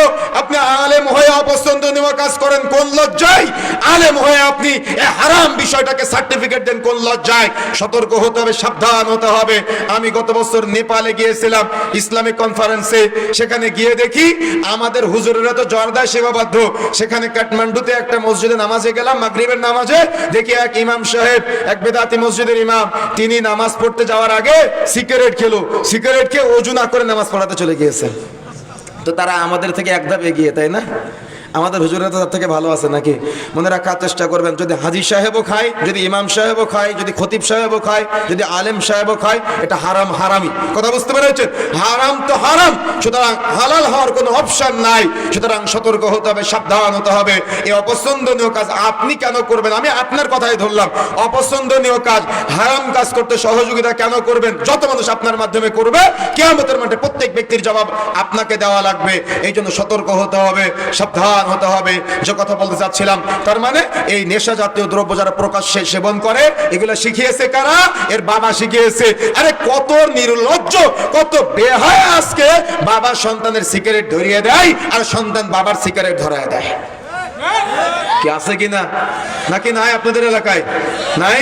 চাচা ভাতিজার সিগারেট ধরায় দেয় আর ভাতিজা সিগারেট ধরায় দেয়। বা তার মানে চাচার যদি লজ্জা থাকে, নির্লজ্জ মুসলিম সমাজ আজকে বলে যাচ্ছে, মনে রাখার চেষ্টা করবেন, যদি লজ্জা থাকে আগামীকাল থেকে এগুলো পরিহার করার চেষ্টা করবেন। কতটা নির্লজ্জ, কতটা বেহায়া না হলে তারা প্রকাশ্যে পাপ করে আর বুক ফুলায় ফুলায় পাপ করে আর যার তার সামনে ধোঁয়াটা ছেড়ে দেয়। আজকে হাটে বাজারে চলা যায় না, রাস্তাঘাটে চলা যায় না সিগারেটের ধোঁয়ায়। এটা কারা খায়? আপনারা সেবন করেন। আজকে সিগারেট খেলে, নেশা জাতীয় দ্রব্য সেবন করলে আগামী 40 দিনের ইবাদত কবুল হবে না। আর আমাদের কিছু মুরব্বীরা আছে, এরা সাহারি করে জর্দা দিয়ে আর ইফতার করে সিগারেট দিয়ে। কি আছে কিনা? আছে না এমনটা? সবাইকে তওবা করে ফিরে আসতে হবে। আলোচনার পুরো অংশ মনে রাখতে হবে, তবে এই অংশ বেশি করে মনে রাখতে হবে। আগামীকাল থেকে যদি এই এলাকায় কোনো সিগারেট খোর না থাকে, আগামীকাল থেকে যদি এই এলাকায় কোনো জর্দাখোর না থাকে, তাহলে এই মাহফিলের সফলতা পাওয়া যাবে। সুতরাং যারা মাদক দ্রব্যের সাথে জড়িত, আজকে তওবা করে ফিরে আসতে পারলে এতদিন যত পাপ করেছেন সব পাপগুলো তওবা করার মাধ্যমে ক্ষমা পাওয়া সম্ভব। কিন্তু যদি আপনি এটা কন্টিনিউ করেন, তো কিয়ামতের মাঠে আপনাকে খাওয়ানো হবে তিনাতুল খাবাল। সেটা কি? সেটা হলো জাহান্নামীদের গা থেকে, শরীর থেকে ঝরা রক্ত, পুজ যেগুলা আছে, কিয়ামতের মাঠে আপনাকে এগুলা খাওয়ানো হবে। যদি দুনিয়াতে আপনি এগুলা খাওয়াতে অভ্যস্ত হন, তো কিয়ামতের মাঠে আপনাকে ওগুলা খাওয়ানো হবে। যদি আপনি কিয়ামতের মাঠে জাহান্নামীদের রক্ত, পুজ এগুলা সেবন করতে পছন্দ করেন, তো আজকে থেকে আরো মরার আগ পর্যন্ত হারাম জিনিস খাওয়া থেকে বিরত থাকবেন না। আর যদি জাহান্নামের রক্ত, পুজ এগুলা খাওয়া থেকে বিরত থাকতে চান, তো হারাম খাদ্যগুলো পরিহার করতে হবে। এ ব্যাপারে অত্যন্ত গুরুত্বপূর্ণ এবং কঠিন হাদিস হলো, আল্লাহ রাসূল বলছেন, মুস্তাদরাক আল হাকিম 2 নম্বর খণ্ডের 126 পৃষ্ঠার মধ্যে আসছে, সেটা হলো, যদি কোনো ব্যক্তি নেশা জাতীয় দ্রব্য সেবন করে, তাহলে তার জঘন্যতম একটা পাপ, সেটা হলো নিজের মা, নিজের খালা, নিজের ফুফুর সাথে জেনা করার সমতুল্য। নাউযুবিল্লাহ। এখন আপনি খান, রাস্তায় কালকে থেকে সিগারেট খাবেন আর ভাববেন যে আমি আমার মায়ের সাথে জেনা করতেছি। রাস্তায় আগামীকাল থেকে সিগারেট খাবেন আর ভাববেন যে আপনি আপনার ফুফুর সাথে জেনা করতেছেন। কতটুকু নির্লজ্জ, কতটুকু বেহায়া, কতটুকু আজকে আমাদের সমাজের যুবক ভাইয়েরা বা যুবক ভাইয়ের পিতা মাতারা, আরে ছেলেদের পাশাপাশি আজকে নামি দামি ভার্সিটির প্রায় 30% মেয়েরা আজকে মাদকের সাথে জড়িত। তারা প্রকাশ্যে সিগারেট খায়। কে খাওয়া শিখিয়েছে? এদের বাবা মা এদেরকে খাওয়া শিখাইছে আজকে। এই জন্য সতর্ক হতে হবে, সাবধান হতে হবে। আর যারা এগুলা বিক্রয় করেন, তারাও রেহাই পাবে না। যে এই মাদক দ্রব্য তৈরি করে, যে ওই কারখানায় চাকরি করে, যে এটা হকার অর্থাৎ প্রচার করে, দোকানে দোকানে সাপ্লাই দেয়, আর যে দোকানদার বিক্রয় করে, মনে রাখার চেষ্টা করবেন, যে খায় সে তো একা পাপ করে, কিন্তু আপনি প্রচার করার কারণে যত মানুষের কাছে প্রচার করবেন, প্রত্যেক ব্যক্তির একটা করে পাপের ভাগ আপনার আমলনামায় লিপিবদ্ধ হবে। এই জন্য চিন্তা আপনার, আপনি বিক্রয় করবেন, আপনি হকারগিরি করবেন, আপনি এগুলা বানাবেন নাকি ছেড়ে দিবেন? কথা বুঝেন নাই? কথা বুঝতে পেরেছেন? কথা স্পষ্ট, কথা কঠিন, এই কথাগুলো মানার চেষ্টা করতে হবে। আপনি বাবা হিসেবে দায়িত্ব অবহেলা করেছেন, যার কারণে আপনার সন্তান আপনাকে সিগারেট ধরায় দেয় আর আপনি আপনার সন্তানকে সিগারেট ধরায় দেন। এই জন্য ইজ্জতওয়ালা হতে হবে, গায়রতওয়ালা হতে হবে, ব্যক্তিত্ব সম্পন্ন হতে হবে একজন মা। যে মা আমরা দেখেছি, আমরা যখন ছোট ছিলাম, আমরা যখন বাড়িতে থাকতাম, আমরা তো দীর্ঘ সময় হোস্টেলে কাটিয়েছি, মাদ্রাসার হোস্টেলগুলোতে। যখন আমরা বাড়িতে যেতাম, যদি মাগরিবের 15 মিনিট আগে বাড়ি না এসেছি, সেদিন মার খেতে হয়েছে। কিন্তু আপনি আপনার সন্তানকে এই প্রহার, অর্থাৎ যদি আপনি আপনার সন্তানকে এই শাসনটুকু করতে না পারেন, তাহলে আপনার সন্তান মানুষ হবে না। আমাদের বাবা মা আমাদেরকে মাগরিবের আগে বাড়ি আসতে নসিহত করেছে, নির্দেশ দিয়েছে, না আসলে প্রহারও করেছে। আর যে বাবা মা ছেড়ে দিয়েছে, তাদের সন্তানরা আজকে আপনি দেখেন কিভাবে রাস্তাঘাটে ঘুরে বেড়ায়। প্রিয় বন্ধুরা আমার, আমি এতগুলো কথা বলার একটাই কারণ, সেটা হলো যদি আপনি আপনার সন্তানকে নিয়ে এখন থেকে চিন্তা না করেন, তাহলে আপনার সন্তান পথভ্রষ্ট হয়ে যাবে। দেখবেন আপনার সন্তান রাস্তাঘাটে ঘুরে বেড়াবে বখাটেদের মতো। তার রুচি, তার চরিত্র এতটাই খারাপ হবে, সে একটা জামা গায়ে দিবে যে জামার মধ্যে 4-5 জায়গায় ছেঁড়া ফাটা। তার চুলের কাটিং দেখলে তাকে মুসলমানের ছেলে মনে হবে না। মেয়েটার পোশাক পরিচ্ছদ দেখলে তাকে মুসলমানের ছেলে বা মুসলমানের মেয়ে মনে হবে না। এই জন্য ফিরে আসতে হবে। এখন থেকে সন্তানের সামনে কখনো পাপ করা থেকে বিরত থাকবেন। সন্তান যেন বাবা মার কোনো পাপ বুঝতে না পারে, সন্তানের সামনে কোনো পাপ করবেন না, সন্তানের সামনে কোনো গুনাহ করা থেকে বিরত থাকতে হবে। এখন আসেন, দিন যায় রাত্রি যায়, সন্তান আস্তে আস্তে বড় হচ্ছে। সন্তান বড় হলে অবশ্যই সন্তানের বন্ধু বাছাই সতর্ক হতে হবে এবং সন্তানকে ইলম অর্থাৎ কোরআন হাদিসের জ্ঞান দেওয়ার চেষ্টা করতে হবে। সন্তান সকাল 7:30টায় একটা প্রাইভেট পড়ে, 8:30টায় একটা পড়ে, 10টায় স্কুলে যায়, বিকাল 4টায় আসে, 5টায় আবার প্রাইভেট, মাগরিবের পরে আবার অনলাইন প্রাইভেট। এতগুলো আপনি করাতে পারেন, কিন্তু আপনার সন্তানকে কোরআনের জ্ঞান আপনি দিতে ব্যর্থ হয়েছেন। কথা বুঝেন নাই? কিন্তু কিয়ামতের মাঠে একটা হাফেজ ছেলে যখন দাঁড়াবে, তখন ওই হাফেজ ছেলেকে আল্লাহ রাব্বুল আলামিন নির্দেশ দেবে, ফেরেশতারা বলবে ওয়ারাত্তিল, তুমি তিলাওয়াত করো। ও তিলাওয়াত করবে আর ওর মর্যাদা বাড়বে, বাড়তে ও জান্নাত পর্যন্ত পৌঁছে যাবে। তখন বলবে, আল্লাহ, আমার যে বাবা আমাকে হাফেজ বানিয়েছে, আমার যে মা আমাকে আজকে এ পর্যন্ত পৌঁছে দিয়েছে, আল্লাহ, আমি তো আমার ওই বাবা মাকে না নিয়ে একা একা জান্নাতে যাব না। সুবহানাল্লাহ। কি সুবহানাল্লাহ বলতে লজ্জা লাগে আপনাদের? যদি কোনো ব্যক্তি একবার সুবহানাল্লাহ, আলহামদুলিল্লাহ, আল্লাহু আকবার এই বাক্যগুলি বলে, আসমান জমিনের মধ্যবর্তী যত ফাঁকা জায়গা সব নেকিতে পরিপূর্ণ করে দেওয়া হয়। সুবহানাল্লাহ। রাসূলুল্লাহ সাল্লাল্লাহু আলাইহি সাল্লাম বলছেন, কিয়ামতের মাঠে যখন আপনি উঠবেন, আপনি উঠে দেখবেন সবাই দৌড়াদৌড়ি করে, সবাই ছুটাছুটি করে, সবাই দেখবে কিয়ামতের মাঠে উলঙ্গ, অর্থাৎ মাথার নিকটবর্তী হয়েছে সূর্য, কারোর কোমর বরাবর, কারোর হাঁটু বরাবর, কারোর গলা বরাবর, ঘামের মধ্যে দৌড়াদৌড়ি ছোটাছুটি করতেছে। এমত অবস্থায় দেখবে একজন পুরুষ এবং একজন মহিলা, তারা ওই দূরে উঁচু জায়গায় দাঁড়িয়ে আছে। কিভাবে দাঁড়িয়ে আছে? সবাই উলঙ্গ, কিন্তু তাদের পোশাক পরা, সবাই নফসি নফসি করতেছে, কিন্তু তাদের মাথায় নূরের মুকুট। তখন এই যারা ছোটাছুটি দৌড়াদৌড়ি করতেছে, এরা ফেরেশতাদের বলবে, তারা কারা? তাদেরকে কেন মাথায় নূরের মুকুট পরানো হলো? তাদের কেন এমন ইজ্জত করা হলো? তাদের কেন এমন মর্যাদা দেওয়া হলো? তাদের কেন এমন সম্মান করা হলো? তাদের গায়ে কেন পোশাক পরা, আমাদের কেন পোশাক নাই? আমাদের এই অবস্থা, তাদের এত সম্মান কেন? তখন ফেরেশতারা বলবে, এরা হল অমুক হাফেজের পিতা, এরা হল অমুক হাফেজের মাতা। সুবহানাল্লাহ। তার মানে একজন হাফেজে কোরআনের পিতা মাতার মর্যাদা হবে এমন। আর একটু আগে বলেছিলাম, যদি আপনি আপনার সন্তানকে মানুষ করতে না পারেন, তো কিয়ামতের মাঠে আপনার সন্তান যখন আপনাকে জাহান্নামে আহ্বান করবে, তখন আপনি বলবেন, সূরা জিলজালের মধ্যে আসছে, ওয়াকালাল ইনসানু মা লাহা। তখন মানুষ আফসোস করবে আর বলবে, হায় আফসোস, আমি আমার সন্তানকে কেন পথ দেখাতে পারি নাই? হায় আফসোস, আমি আমার সন্তানকে কেন আদর্শিত করতে পারি নাই? হায় আফসোস, আমি আমার সন্তানকে কেন ভুল পথে পরিচালিত করেছিলাম? সেদিন আফসোস করে লাভ আছে? কথা বলেন, আফসোস করে লাভ আছে?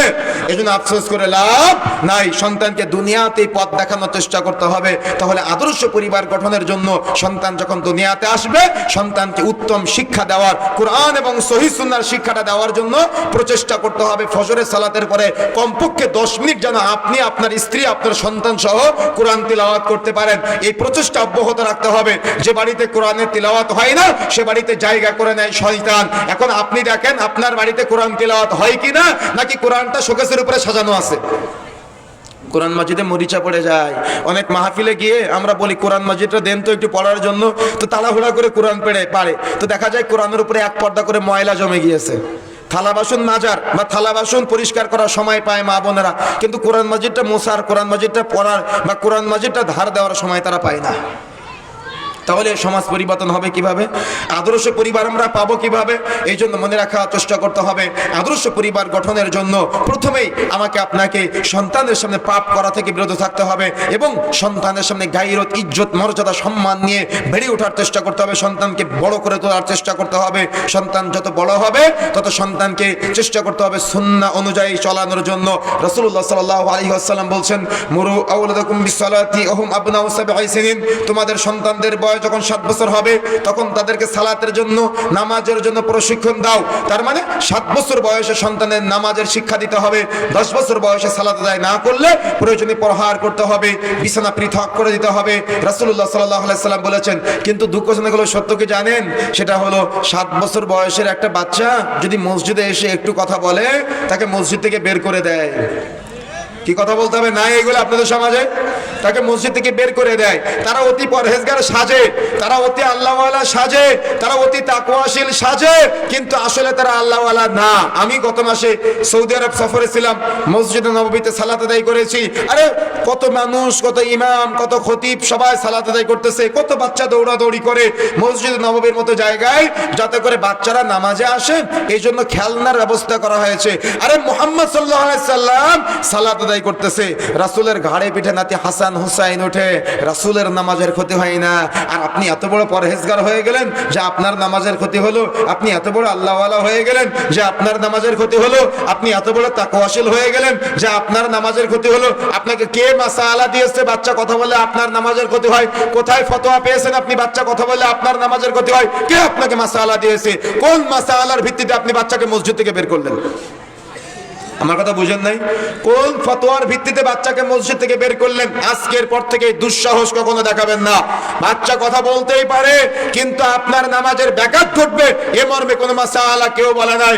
এই জন্য মনে রাখার চেষ্টা করবেন, বাচ্চাদেরকে এক কর্নারে না দিয়ে বড়দের মাঝে মাঝে ঢুকানোর চেষ্টা করবেন। বাচ্চাকে নামাজে অভ্যস্ত করতে হবে, মসজিদ থেকে বের করবেন না। এজন্য জমহুর উলামায়ে কেরাম বলছেন, মসজিদের পিছনের কাতারে যদি বাচ্চাদের কিসির মিসিরের শব্দ শোনা না যায়, মনে করবে পরবর্তী প্রজন্মের মসজিদ মুসাল্লি শূন্য হয়ে গেছে। কি বাস্তবতা? ফজরে কয়জন মুসাল্লি? জোহরে কয়জন? মাগরিবে কয়জন? এশায় কয়জন? ধরে ধরে মুসাল্লি গুনা যাবে, 2-3 জন মুসাল্লি, 4-5 জন মুসাল্লি। কেন এমনটা হচ্ছে? সন্তানকে নামাজি বানান না তাই, সন্তানকে পরহেজগারিতে বানান না তাই। কেন বানাবে? কিভাবে বানাবেন আপনি? এত চমৎকার একটা আয়োজন আপনাকে দাঁড়িয়ে দাঁড়িয়ে শুনতে হয়, এত চমৎকার একটা আয়োজন করেছে, বাড়িতে চলে যেতে হয়। জুমার দিন ইমাম সাহেব খুতবা দেয় আর আপনি বাড়িতে ঘুমান, আপনি দোকানদারি করেন। তাহলে আপনি এমন একটা ভাবখানা করেন যদি আপনি সব জ্ঞান অর্জন করেছেন। আপনি এমন একটা চিন্তাধারা নিয়ে চলেন, এমন একটা মুড দেখান যে আপনি সব জ্ঞান অর্জন করেছেন। অথচ আমি যদি এখন আপনাকে লজ্জা দিতে চাই না, যদি আমি এখন আপনাকে জিজ্ঞাসা করি সাজদায় গিয়ে সুবহানাল্লাহ বেলা আলা পড়েন, এটার অর্থ কি আপনি বলতে পারবেন না। আমি যদি আপনাকে বলি আপনি যে রুকু থেকে সুবহানাল্লাহ আযীম পাঠ করেন, এটার অর্থ কি আপনি বলতে পারবেন না। তাহলে আপনি জানলেনটা কি?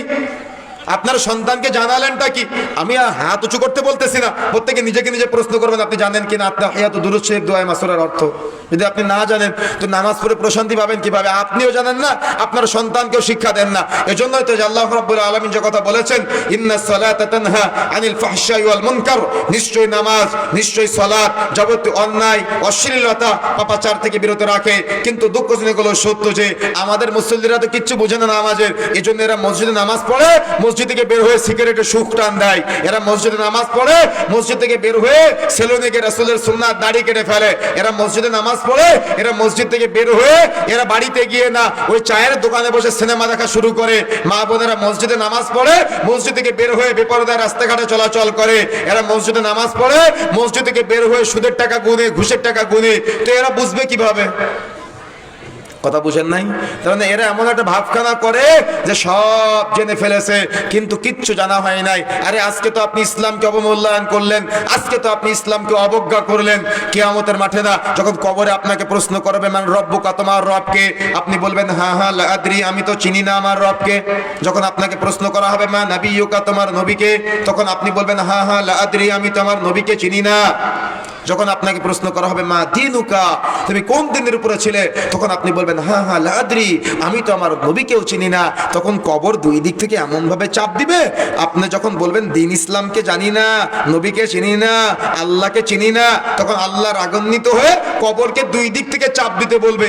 এত জোরে চাপ দিবে একটা হাড্ডি আর একটা হাড্ডির ভিতরে ঢুকে যাবে। কি তাহলে জানতে হবে না? তাহলে জ্ঞান অর্জন করতে হবে না? তাহলে আল্লাহকে চিনতে হবে না? আপনার সন্তান এখন আল্লাহকে চিনে না, তাহলে আপনি ব্যর্থ পিতা। আপনার সন্তান এখনো নবীকে চিনে না, আপনি ব্যর্থ পিতা। আপনার সন্তান এখন ইসলাম সম্পর্কে জানে না, আপনি ব্যর্থ পিতা। যদি ব্যর্থতায় কাটাতে চান তো আপনার সন্তানকে আল্লাহ সম্পর্কে জ্ঞান দেন, আপনার সন্তানকে আপনার রিজিক দাতা সম্পর্কে জ্ঞান দেন, আপনার সন্তানকে তার রব সম্পর্কে জ্ঞান দেন, আপনার সন্তানকে গোটা পৃথিবীর যাকে সব থেকে বেশি ভালোবাসতে হবে নবী মুহাম্মদুর রাসূলুল্লাহ সাল্লাল্লাহু আলাইহি ওয়াসাল্লাম সম্পর্কে তার ইলম, তার ব্রেন দেওয়ার চেষ্টা করুন। যদি আপনি দায়িত্ব অবহেলা করেন তো আপনি বাবা হিসেবে ব্যর্থ বাবা। কিয়ামতের মাঠে ব্যর্থতার দায়ভার নিয়ে আপনাকে উঠতে হবে। এই জন্য সন্তানকে ছোট্ট বাল্য অবস্থায় 7 বছর বয়সে যেমন নামাজের শিক্ষা দিবেন, 7 বছর বয়সে সন্তানকে পর্দার শিক্ষা দিতে হবে। অর্থাৎ সন্তান যাতে করে মেয়েটা পর্দা করতে পারে, হাত মোজা পা মোজা মুখমণ্ডল ঢাকতে হবে এবং ঢেলা ঢালা বোরখা পরতে হবে। যখনই মেয়েটার শরীরের গ্রোথ পরিবর্তন হবে সঙ্গে সঙ্গে মেয়েটাকে পর্দা করাতে হবে। যদি আপনি দায়িত্ব অবহেলা করেন তো রাসূলুল্লাহ সাল্লাল্লাহু আলাইহি ওয়াসাল্লাম বলছেন সালাসাতুন কাদ হারামাল্লাহু আলাইহিমুল জান্নাহ, 3 শ্রেণীর ব্যক্তি কখনো জান্নাতে যাবে না। তার মধ্যে 3 নম্বরটা হচ্ছে দাইয়ুস। দাইয়ুসকে আল্লাযী ইউকুররু ফি আহলিল খাবাস, যে তার পরিবারের পর্দা চলে রাখে না তার উপরে জান্নাতে হারাম। তার মানে যে মেয়েটা বেপর্দায় স্কুল কলেজ ভার্সিটিতে যায়, যে মহিলাটা বেপর্দায় মার্কেটে যায়। আমি গত মাসে যখন মদিনার সফরে ছিলাম তখন একজন খেজুর ব্যবসায়ী, আমাদের দিনী ভাই, কুমিল্লা চট্টগ্রামের দিকে ওনার বাড়ি। তো মাসরের সালাত আদায় করার পরে ফাহাদ গেটের পাশে ওনার দোকান। তো ওনার দোকানে আমি আসরের পরে গিয়ে বসলাম। তো বসার পরে দেখি একজন মহিলা আসতে, একেবারে পরিপূর্ণ পর্দা করা, ওনার সাথে ওনার ছেলে আছে। তো ওনার ছেলেকে দিয়ে উনি আমাদের দিদি ভাই যিনি দোকানদার তাকে জিজ্ঞাসা করতেছেন, তার মানে ছেলেকে দিয়ে মা জিজ্ঞাসা করতেছেন যে এই খেজুরের নাম কি, ওই খেজুরের নাম কি। তো দোকানদারও ছেলেকে দিয়ে মাকে উত্তর দেওয়াচ্ছেন। কথা বুঝেন ভালো করে, মা বোনেরা ভালো করে মনে রাখবেন। তো যখন খেজুর একটা পছন্দ করলো, পছন্দ করে ছেলেকে দিয়ে বলালো যে এই খেজুরটা এতটুকু আমাকে দেন। তো ছেলেকে দিয়ে বলানোর পরে ততটুকু খেজুর দিল এবং টাকাটা ছেলের মাধ্যমে দোকানদারকে দিল। বলেন তো এর মধ্যে দোকানদারের সাথে ওই মহিলার কোনো কথা হয়েছে? তো আমার মনে একটু কৌতূহল জাগ্রত হলো। আমি আমাদের দিনী ভাইকে বললাম যে ভাই তারা কি অহংকার করে, যেহেতু তারা স্থানীয় আর আপনারা আজনবী, আপনারা বাইরে থেকে আসতেন, এই জন্য কি আপনাদের সাথে কথা বললো না? না কাহিনীটা কি, তারা কথা বললো না কেন? তখন আমাদের দিনী ভাই যিনি উনি বলছেন যে আব্দুল্লাহ ভাই, ওনার কণ্ঠের হেফাজতের জন্য উনি আমার সাথে কথা বলে নাই। কি আর আপনার স্ত্রী কি করে? আপনার স্ত্রী কুরবানির ঈদের 3 দিন আগে আর রোজার ঈদের রমজান মাসের রোজা থেকে 10 দিন আগে থেকে, ঈদের 10 দিন আগে থেকে মার্কেটে প্রতিদিন যাওয়া লাগে আর দোকানদারের সাথে করে। আপনার মেয়েটা ইউনিভার্সিটিতে যায় এমনি, কিন্তু তাও একা একা আপনি পাঠান আর সে মার্কেটে যায়, মার্কেটে গিয়ে করতে একদিন কোর্টে গিয়ে পালিয়ে ফেলে। হচ্ছে আপনি বাবা হিসেবে ব্যক্তিত্ব আপনার দুনিয়াতে আপনার মেয়ে যেমন আপনাকে, আপনার মেয়ে আপনাকে না নিয়ে জাহান্নামে যাবেন, আমি বলে যাচ্ছি। বলেছেন এটা আমার কথা না, আল্লাহ রাসূল বলেছেন একজন নারীর, বলেন তো 14 জন, এই 14 জনের মধ্যে একজন ব্যক্তি শুধুমাত্র নারীর সৌন্দর্য উপভোগ করতে পারে, সেটা হলো স্বামী। আর বাকি 13 জন তারা নারীকে দেখতে পারে মুখমণ্ডল, হাতের কবজি, পায়ের পাতা, অন্য কোনো অঙ্গ প্রত্যঙ্গ দেখতে পারে না। তার মানে বাবার সামনে মেয়ে মাথার চুল খোলা রাখতে পারে না, ভাইয়ের সামনে বোন গেঞ্জি গায়ে দিয়ে চলতে পারে না, ভাইয়ের সামনে বোন মাথার কাপড় খোলা রাখতে পারে না। গায়রত এটা, ব্যক্তিত্ব এটা। যদি কোনো বোন এই ব্যক্তিত্ব অর্জন করতে পারে আর যদি কোনো বাবা এই ব্যক্তিত্ব অর্জন করতে পারে যে তার মেয়ে তার সামনে বেপরদায় চলবে না, তাহলে ওই বাবা সফল আর ওই মেয়ে সফল। আর মেয়ে যদি বাবার সামনে গেঞ্জি গায়ে দিয়ে ঘোরে, বাবা যদি মেয়েরকে এই গেঞ্জি গায়ে দেওয়া থেকে বিরত রাখতে না পারে, তো ওই মেয়েটাও সফল না, ওই বাবাও সফল না, ওই মাও সফল না। কথা বুঝতে পেরেছেন? সুতরাং সতর্ক হতে হবে। আপনার স্ত্রী মার্কেটে যাবে, আমি নিষেধ করি না, প্রয়োজনে যেতে পারে, তবে অবশ্যই স্বামীকে সাথে নিয়ে যেতে হবে, অবশ্যই ছেলেকে সাথে নিয়ে যেতে হবে, অবশ্যই ভাইকে সাথে নিয়ে যেতে হবে। কোনো মেয়ে একা একা বাবার বাড়ি যেতে পারে না। আর বাবার বাড়ি যদি একা একা যেতে না পারে, তো আপনার স্ত্রী মার্কেটে যায় আপনার ভাবির সাথে একা একা, তাহলে আপনি এটার অনুমতি দিচ্ছেন? আপনি কি দায়ুস না?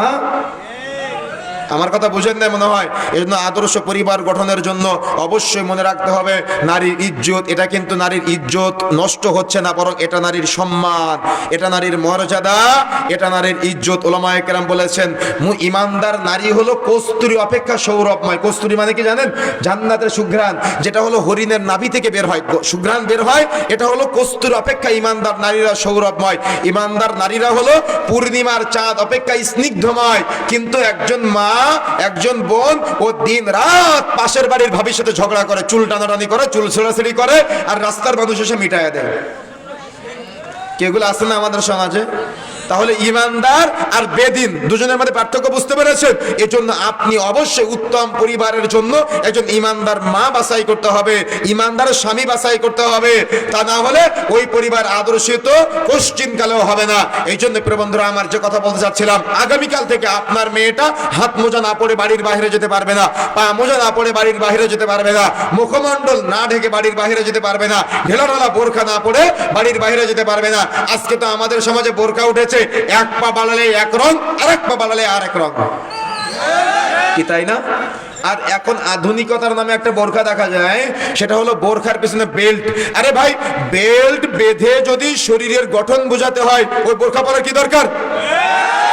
বেল্ট বেঁধে যদি বোরখার অর্থাৎ শরীরের গঠন বোঝাতে হয়, ওই বোরখা পরার দরকার আছে? এই জন্য আজকে বাড়িতে গিয়ে আগে বোরখার ওই দড়িটা কেটে ফেলবেন। কোন দড়ি বলেন তো? বেল্ট। কোন দড়ি? ফিতা। ফিতা কেটে ফেলতে হবে। তার মানে ফিতাওয়ালা কোনো বোরখা পরা চলবে না, বোরখা হতে হবে ঢেলাঢালা। এজন্য ওলামায়ে কেরাম বলেছেন, বোরখাই যদি হয় আকর্ষণ সৃষ্টির মাধ্যম, ওই বোরখা পরার কোনো দরকার নাই। এই জন্য বোরকা হতে হবে আকর্ষণবিহীন, বোরকা হবে ঢেলাঢালা। আরে দুঃখজনকগুলো সত্য কি জানেন? আপনার স্ত্রী আপনার সামনে থেকে নোংরা কাপড় পরে, ময়লা কাপড় পরে, দুর্গন্ধযুক্ত কাপড় পরে, আর যখন সে বিয়ে বাড়িতে যায় তখন সে বিউটি পার্লার থেকে সাজুগুজু করে যায়। যখন সে রাস্তাঘাটে যায় তখন সে বিউটি পার্লার থেকে সাজুগুজু করে যায়। এজন্য আপনার নজর চলে যায় আপনার ভাবির দিকে, আর আপনার ভাইয়ের নজর চলে আসে আপনার স্ত্রীর দিকে। এজন্য সতর্ক হতে হবে, সাবধান হতে হবে। উত্তম পরিবার, উত্তম সমাজ গঠন করার জন্য যদি আপনি অন্তত ব্রেনের মধ্যে এতটুকু ঘিলু না থাকে আপনার, তাহলে আপনি উত্তম পরিবার গঠন করতে পারবেন না, আদর্শ পরিবার গঠন করতে পারবেন না। ইসলামী পরিবার গঠন করার আকাঙ্ক্ষা থাকা লাগবে। কি থাকা লাগবে বলেন তো?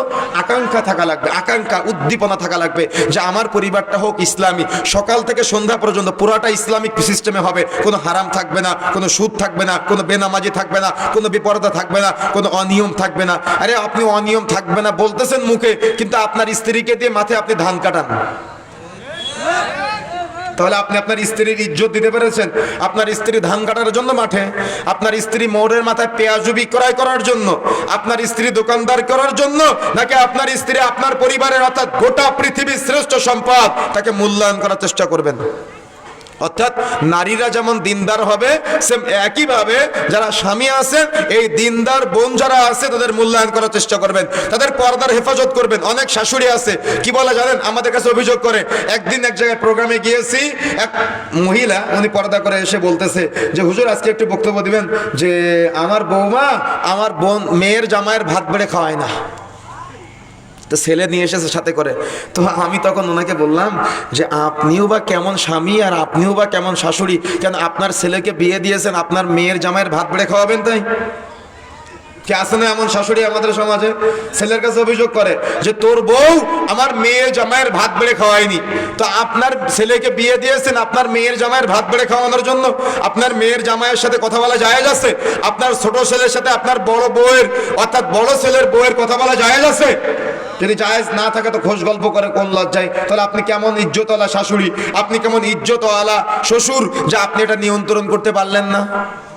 নিয়ন্ত্রণ করতে হবে। কথা বুঝতে পেরেছেন? মনে থাকবে ইনশাআল্লাহ।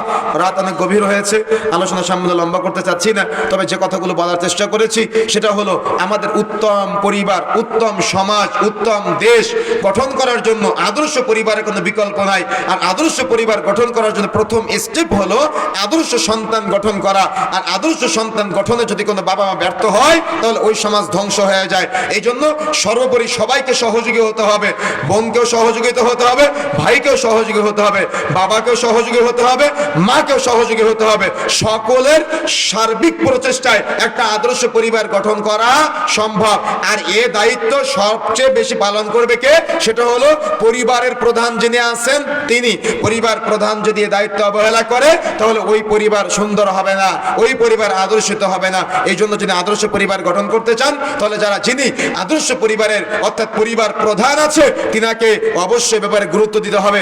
তবে পরিবার প্রধান মহিলা হওয়া যাবে না। কথা বুঝতে পেরেছেন?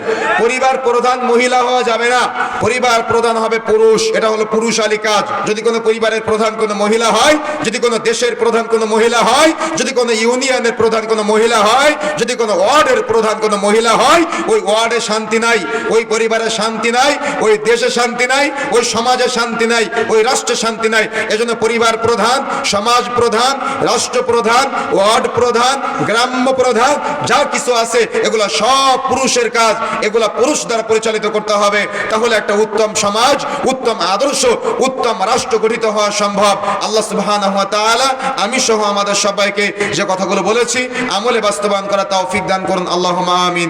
আল্লাহ রাব্বুল আলামিন আমাদের সবাইকে ইজ্জত ওয়ালা, গায়রত ওয়ালা, সম্মান ওয়ালা বাবা মা হওয়ার তৌফিক দান করুন, আল্লাহুম্মা আমিন। যারা উঠে গিয়েছেন তারা বঞ্চিত হয়েছেন, যারা উঠেন নাই তারা আলোচনা শেষে একটা দোয়া পড়বো, যে দোয়াটা পাঠ করলে এখান থেকে সাগিরা গুনাহ যেগুলো আছে সব এখানে রেখে যাওয়া যেতে পারবেন ইনশাআল্লাহ। এজন্য আলোচনার শেষে আমরা সবাই দোয়া করি। যারা আমাদের মাঝে অসুস্থ আছে আল্লাহ রাব্বুল আলামিন তাদের সবাইকে শেফায়ে কামেলা আজলা দান করুন। যারা ঋণগ্রস্ত আছে আল্লাহ রাব্বুল আলামিন